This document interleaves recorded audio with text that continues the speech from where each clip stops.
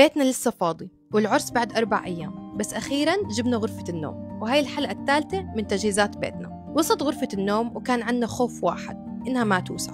للأسف الخوف صار حقيقة، بس حلينا الموضوع ولغينا باب من أبواب الخزانة. يا إخوان الحمد لله بعد كل المحاولات طلع بزبط إنها تتركب غرفة النوم هون.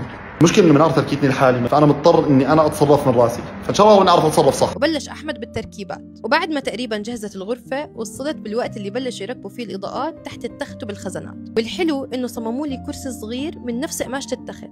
هون ضايل بدنا نحط خزانة طويلة زي هاي، بس لأنها ما وسعت نحطها هون لأنها حتسكر على الباب، نقلنا هاي تشيك حنحطها هون تشيك.